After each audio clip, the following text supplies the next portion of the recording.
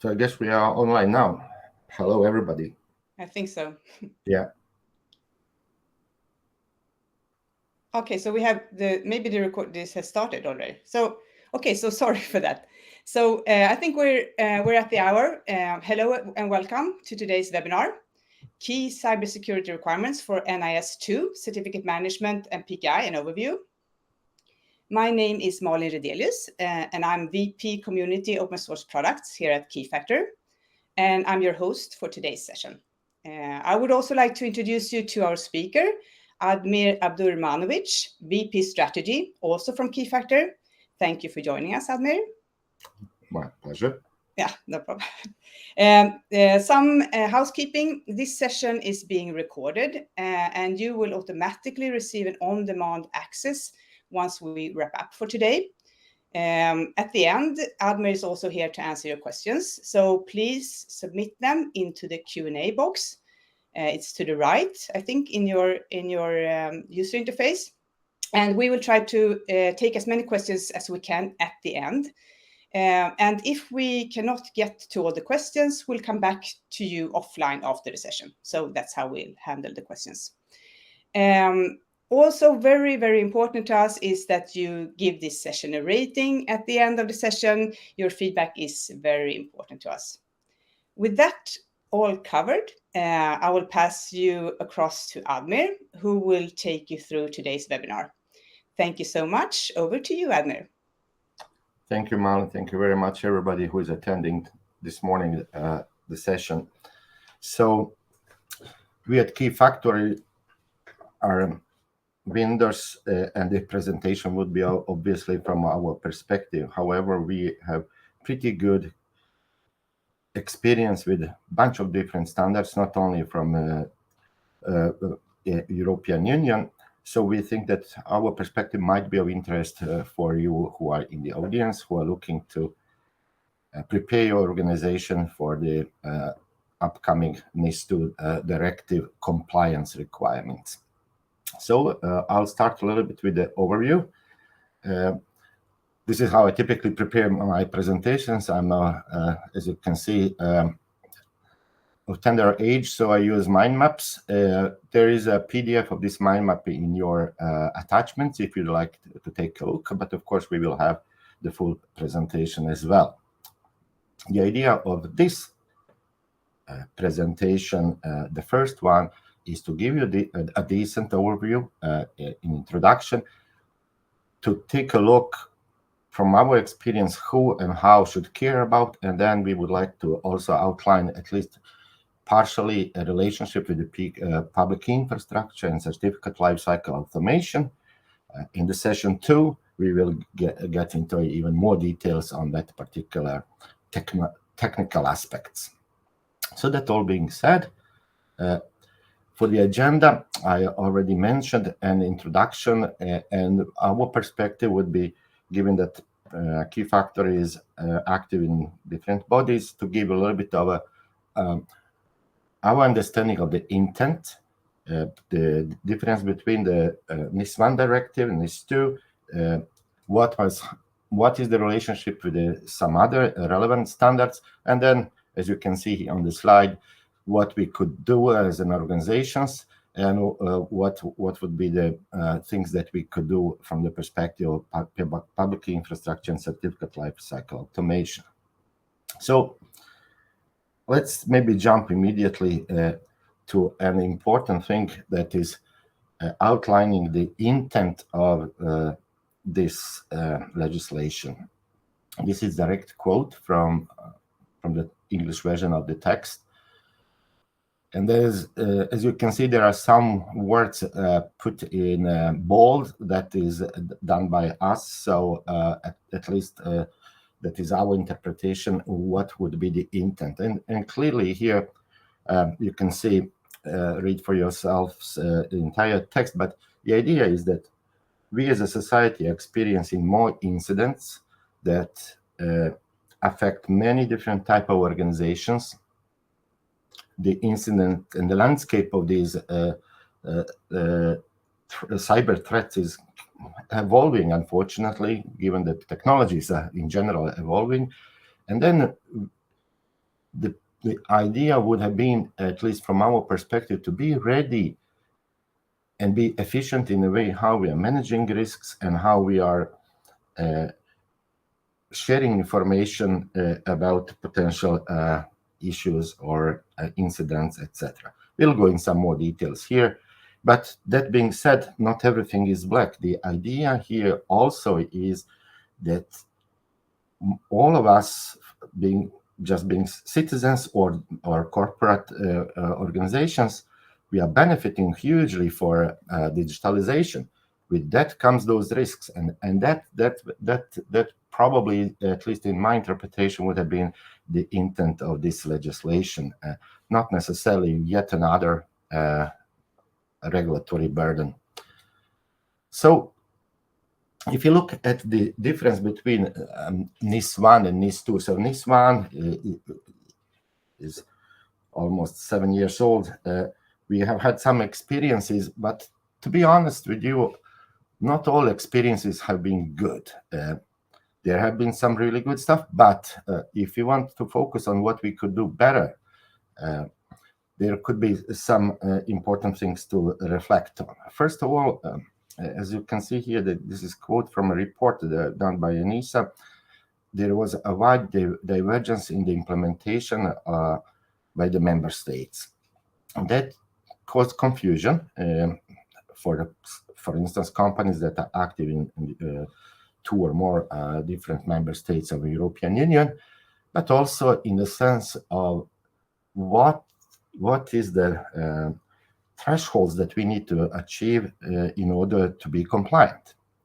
Furthermore, in terms of lessons learned in the past 6-7 years, we have gone through some interesting events on a global scale, COVID being one that, for instance, here in where I live in Sweden, we have seen supply chain disruptions when it comes to access to the pharmaceuticals and similar things that we probably, at least in my experience, I never thought that I should need to think very thoroughly about that. But that outlined the vulnerabilities of our society. And then, of course, in the last year and a half, we have significantly different geopolitical situation in this part of the world, which then also has brought bunch of activities in IT security space. So in terms of the difference between NIS1 and NIS2, the legislators have understood that there are more areas that are important for us, for our society to function well. And therefore, they have widened the scope in the sense of which sectors would have been covered there. We'll come into that. But just kind of as an interesting metrics, there are certain consultancy companies that estimate that there would be 20 times more organizations compared to NIS1 in terms of number of organizations who would be included under NIS2 compared to NIS1. So that's quite sizable. And then in terms of the carrot and the stick, we have a pretty decent experience now with the enforcement of the GDPR. So here we have an important element of the encouragement to do the right thing, but also punitive measures in case that an organization is not compliant. We'll come to some specific numbers on that as well.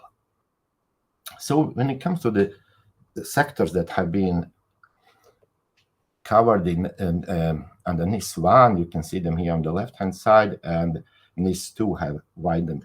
Actually, a little bit depending on how you count, I think there are 67 different sectors and subsectors, and it is available in case you are unclear if you are covered or not, and we can maybe reflect on that a little bit in the Q&A.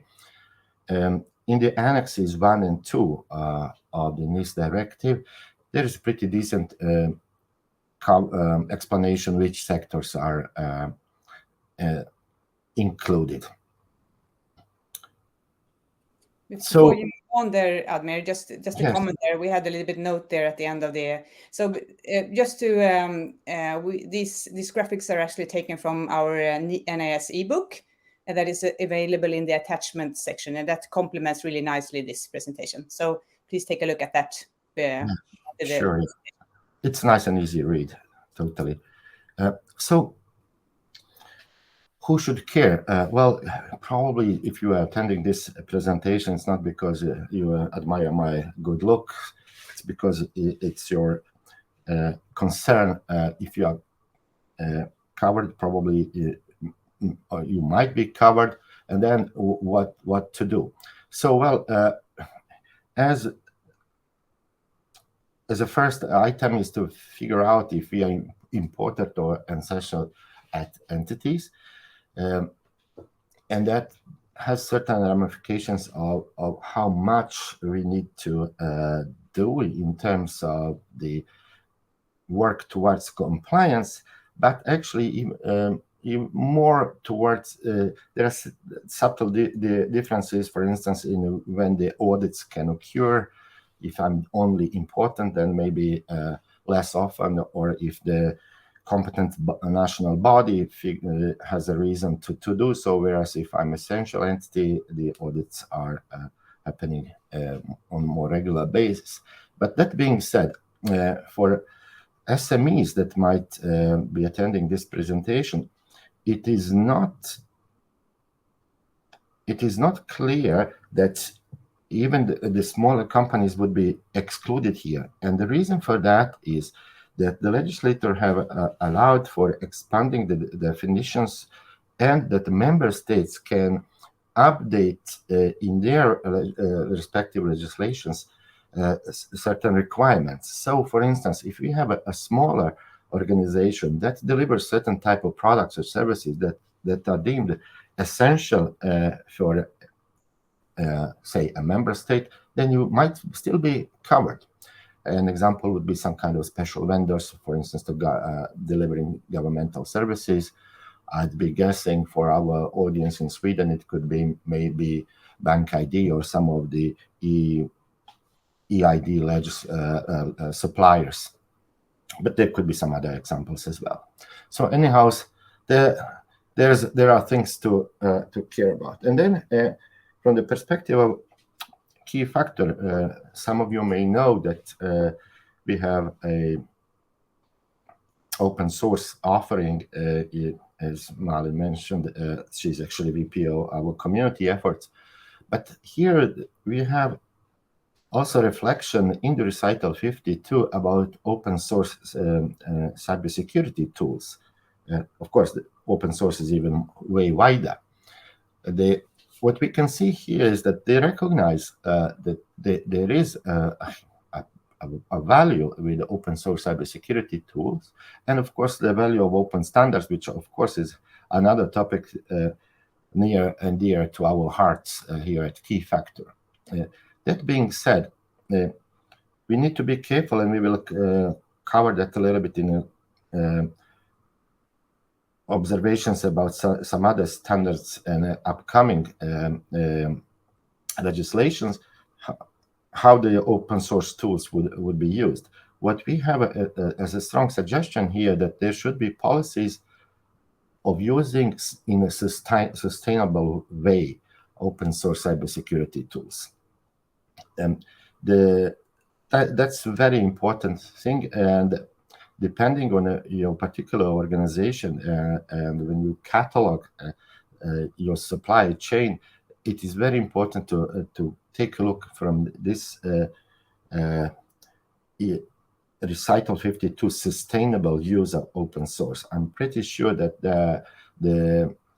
there will be some audits and companies that might find themselves in a breach of conformance in case that they have not done a proper job on managing their supply chain, in particular here on open source cybersecurity tools, which of course are of great benefit to many of us.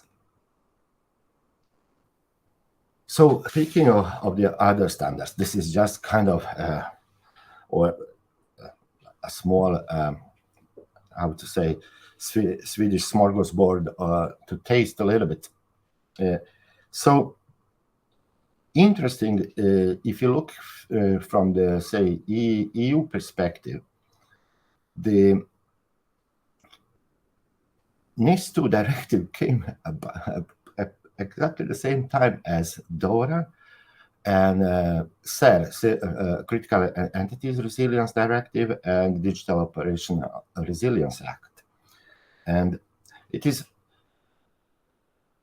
also an indication where we are heading to, more of a formalized way of companies in different sectors being pushed towards a higher awareness and better implementation of cybersecurity and risk management policies. DORA is an example of vertical.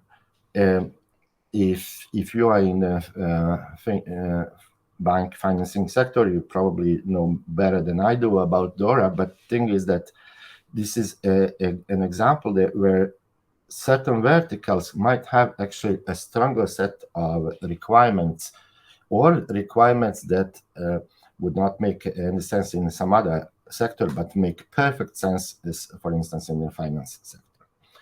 I mentioned Cyber Resilience Act, and many of you may have followed the public discussions and maybe given feedback to the EU about the Cyber Resilience Act. There is an eager anticipation there. That act is going to be very important for any player here in the EU market. It will further enhance, for the lack of the better word, the role of ANISA. And there have been some controversy, speaking of the open source, there in the wordings, and the controversy or worry was what would be then interpretation of sometimes phrases that might be interpreted in 2 or 3 different ways. From one side. From the other side, there was controversy, or at least debate about supply chain and assuring that certain tools are, for instance, very well updated over time when, say, a vulnerability is discovered.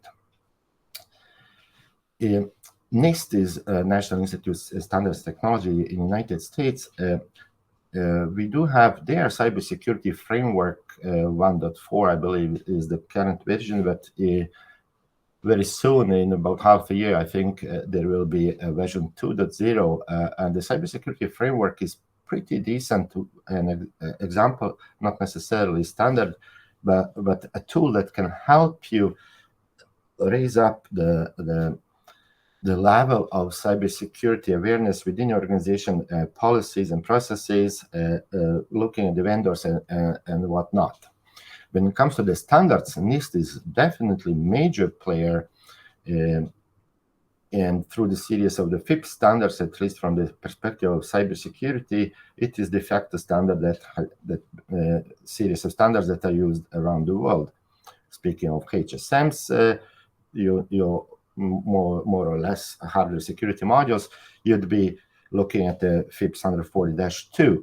But here, what is interesting in the context of the coming years is selection of the standards for the post-quantum cryptography. We already have certain candidates. By next year, we will have, currently there is a comment period, 90 days. By the next year, there will be three of these algorithms standardized even in addition to all presently standardized. And why am I mentioning PQC? The reason for that is that it has to do with just one example would be code signing. Another example would be long-term signatures or classical cryptography being augmented with quantum resistance cryptography. That being said, of course, coming from this, there's a bunch of other good stuff that we can maybe take in Q&A. The standards from the ISO perspective that I selected just for this presentation would have been ISO 27000, and the reason for that is that if you are covered by NIS2 or maybe in the supply chain of the organization, the organizations that are covered by NIS2, it would be an excellent idea to take a look at the compliance and getting certified under the ISO 27001. Yes, it is non-trivial thing, but boy, it delivers. And in a way, it should be considered it's really a baseline for a compliance for the NIS2. The ISO 62443 is an example of another type of standard that is related to, say, operational technologies, not necessarily IT security, but in the big several volumes of it. There are actually specific recommendations towards certain technologies that, oh, by the way, Keyfactor is also delivering. But jokes aside, it is very important standards if you are, say, industrial IoT company, that's a must. And in order to comply with the NIS2, probably ISO 62443 is currently the only way to go about. When it comes to the compliance and other stuff, so some important dates. We already have, if you look, for instance, at the ENISA webpage, national coordinators have signed all the paperwork. So from the perspective of the NIS2 that I'm not covering in this presentation, where the national bodies needs to coordinate themselves better, coming back to what I mentioned about differences in the implementation of the NIS1. So there will be much better coordination there. So they are already doing a very good job there. We will have next year in July the first report to the EU Parliament, and actually already in October, so it's just about here, a little bit longer than so. All the member states should have implemented in their local legislation the NIS2. I think the effective date is then October 18th. The member states will also create the list of important and essential entities, and the idea here is that there is a coordination. One example would be, say, if there is a certain vulnerability or certain threat being discovered, for instance, here in Sweden, and we report it to our national body, it is clearly good value to share with others, and to share in a careful manner, in the sense that if there is a zero-day vulnerability, perhaps there should be some processes around that. All this being said, we are now in September 23. It's critical to start planning and accordingly budgeting for the NIS2 compliance.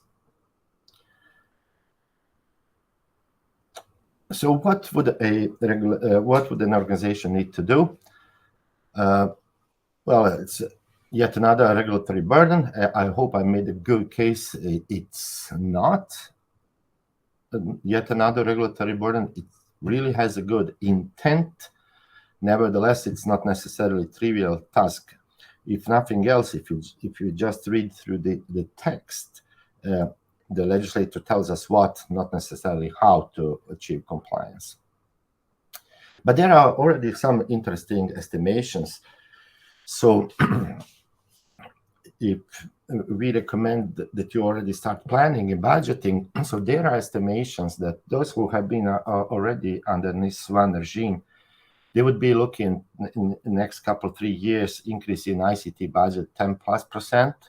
And if you haven't been covered by NIS2, you'd be probably looking at 20+%. That, of course, is an estimation, and depending on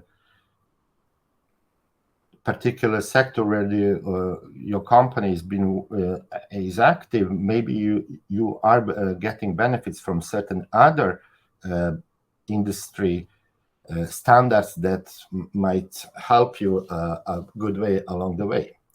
But speaking of the budgets, there is also this other part that needs to be budgeted, and that's about the penalties. And for critical and important entities, here you have whatever is the larger, actually 10 million, 7 million respectively, or 2 million, 2% or 1.4%. If you look, when we prepare ourselves for the compliance of NIS2, here's in Article 21 what we need to do. And I was going to highlight some things, but essentially everything is important here. At least this first paragraph, I would say if I need to take at least something, then it would be this phrase: to take appropriate and proportional technical operational measures. That I think is really the key, what have been asked by legislator that we do. And the reason for that is that certain organizations might be, in case they are affected by an incident, might create an avalanche effect towards other organizations, and therefore create large disruptions in our society. So that's the idea of appropriate, proportional, technical, organizational, operational measures. For any type of cybersecurity compliance or certification, it's important to do self-assessment.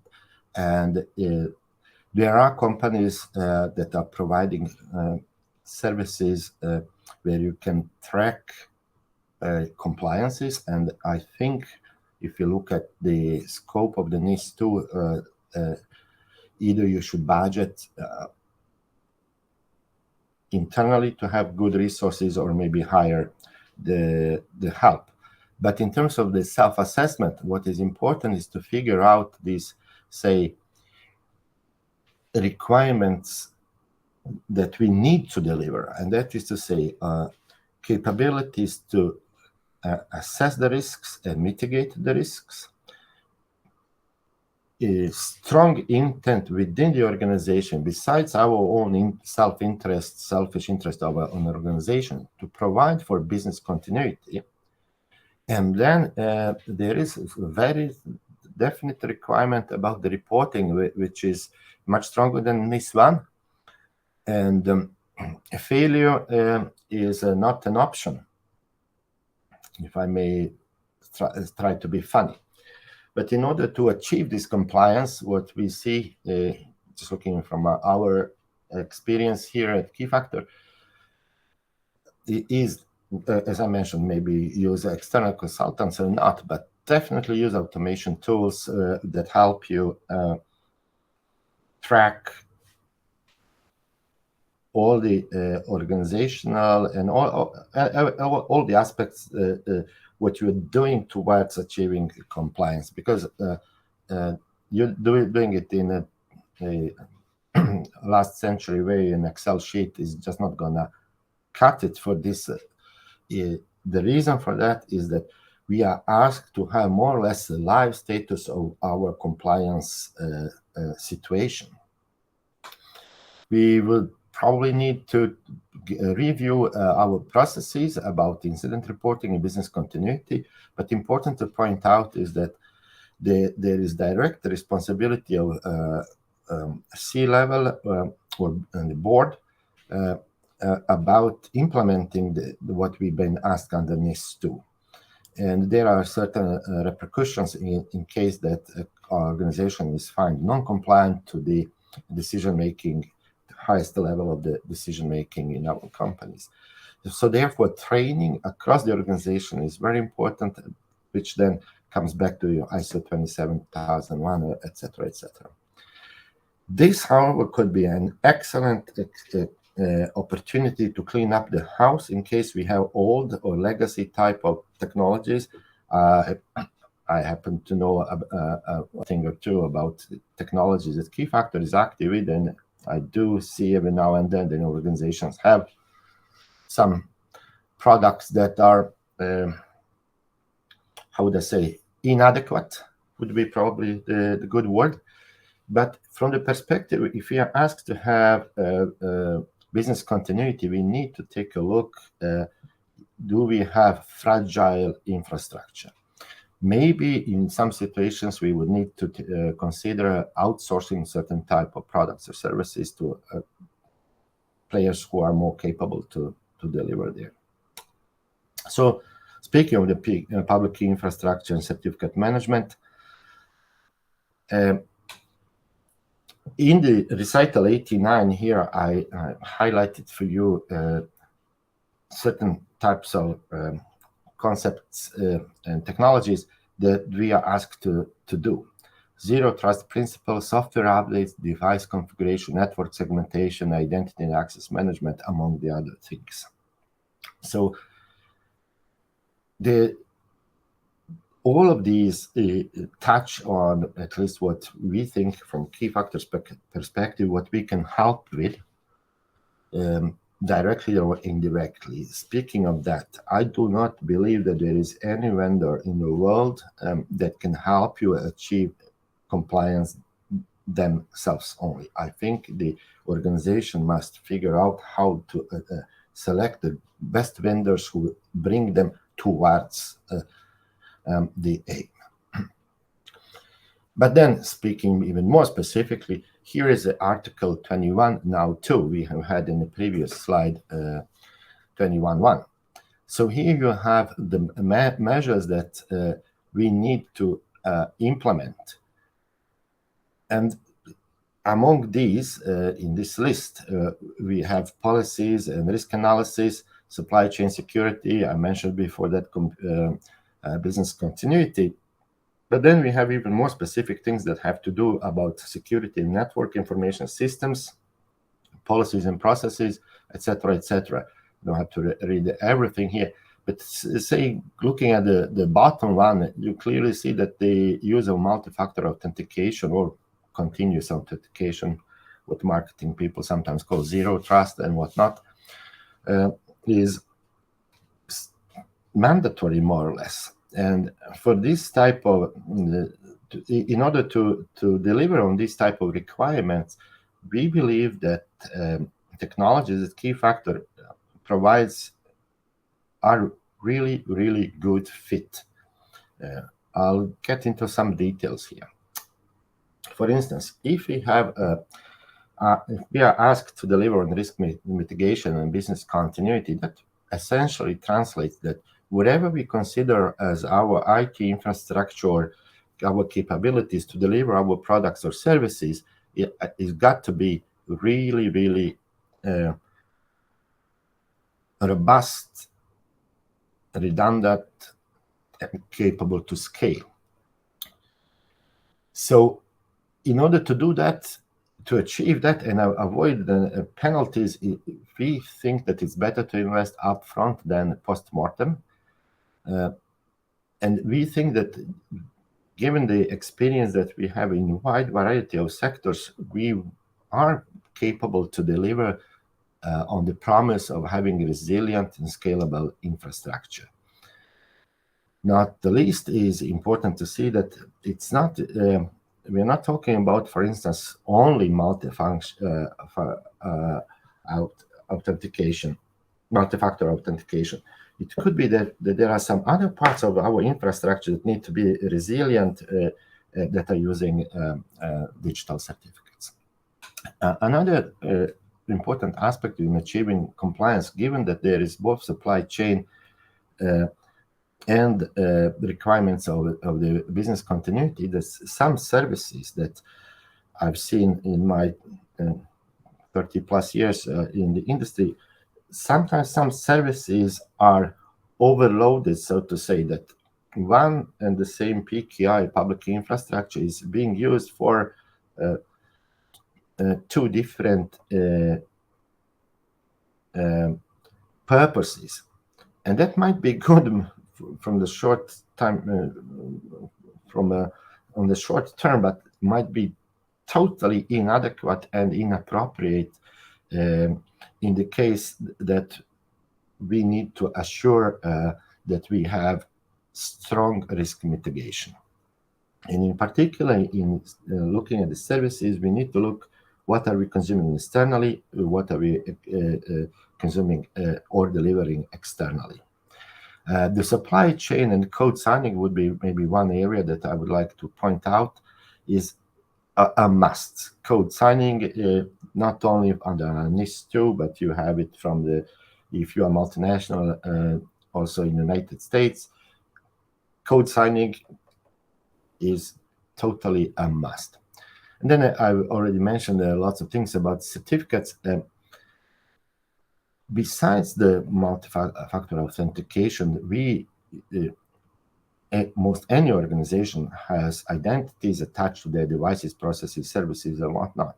So basically, you got to do an inventory and assure that you have services that are adequate for the compliance.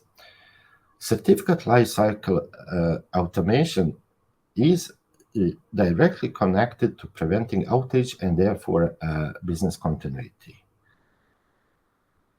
There is really no much of the debate there. But then on the other hand, we have under the hood, and some of you who are Linux nerds might recognize a bunch of other protocols that we use on an everyday basis that provide for security of our servers, which are using certificates. So this is just a little kind of short overview before the session 2, where we go into much of a deeper dive into certain use cases, etc. I think or at least I hope that I have given you food for thought how to work towards achieving compliance within NIS2. And I think that this is more or less the end of this presentation. Yes, sort of. Time, Malin. Sort of, Admir. So thank you so much. Before we move on to questions, I'd like to remind you that there are a few links in the attachment sections, including that ebook that I mentioned before, the NIS ebook. And also, as Admir mentioned, there will be sort of a follow-up webinar where we of course encourage you to sign up for that one. And as Admir sort of just said, we will sort of dig a little bit more into some specific sort of experiences and use cases that we have encountered in this particular area. So let's move into questions. I think we have a couple of questions in the chat here, and then I think I have one or two reflections also. So let's start with the first questions. Are you ready, Admir? Oh, yeah. Yeah. So I think this relates maybe to this great chart that you had with all the different sort of related standards that might help you to achieve. So there is a question here. Sort of you didn't mention ADAS. What is the relationship between ADAS and NIS? That's my understanding of the question. Sure, that's a pretty good question. So in some ways, in the context of achieving compliance, NIS2 compliance, the IDAS is orthogonal. The reason why I'm saying that, and there is a caveat, the reason I'm saying that the intent with the IDAS is to equip us as citizens, mostly that, could be also legal entities, but whereas with means of identification, electronic identification, whereas NIS2 looks at the totality of our capability to be resilient, to answer to the cyber threats, and then of course report and whatnot. So in that sense is orthogonal. But on the other hand, if your organization is a supplier of e-identities, boy, then you are definitely under that. And there is as mentioned in the articles, annexes 1 and 2, the description which organization might be that. I'd be guessing that if an organization is a supplier of qualified certificates, then they will be covered. Maybe a little bit of follow-up question on that. Sort of how is it to identify whether we are important or essential entity? Sort of, what are the key differences? That's also a very good question. Thank you. For certain sectors is clear. For certain sectors is unfortunately a little bit in between. Given that this is legislative lingo, this is not technology lingo, so there is some wiggle room for interpretation. That's where we have a big hope that harmonization between the member states in terms of these differences that I mentioned between NIS1 and NIS2 will be way better for the NIS2. But again, I would refer in the first that you take a look at the annexes 1 and 2 and see if you can identify yourself. But then there are also organizations that can help you if you are unsure what you could do. Okay, so I hope that was a good answer. We also have another question here. So since Keyfactor is an open source company, can you expand on what Keyfactor does, specifically then to be compliant to NIS? Sure. Well, just a few days ago, we passed with the flying colors ISO 27001 recertification. It's a hygienic thing, so to say, a must to do. But then, speaking of the open source, we are very actively monitoring. I mentioned previously Cybersecurity Act, but what Keyfactor does in terms of the open source, we have common criteria certified products. We have very robust tools around the process of development. And the concerns about the open source actually come from a different angle. In some of the reports, I don't remember now which one, from the NISA, they mentioned there was I think if you take a look at their webpage, a report on supply chain. And they are quoting, for instance, there are some Python tools that get infected on purpose. And then these tools are used by us. We just download it as a part of some larger packages, whatnot. So the hygienic measures, how to control your development process and assure that the supply chain, other tools that you are using is extremely important. That's an area that we have pretty good experience, and we would be happy to share with other organizations how we have achieved that. Okay, Admir. So we have to come to an end now. Our time is up. Thank you, Admir. And a big thank you to all of you that joined this session today, and hopefully also in the online session later on. Excellent questions. Thank you so much for this. Thank you for the opportunity. Thank you for your time.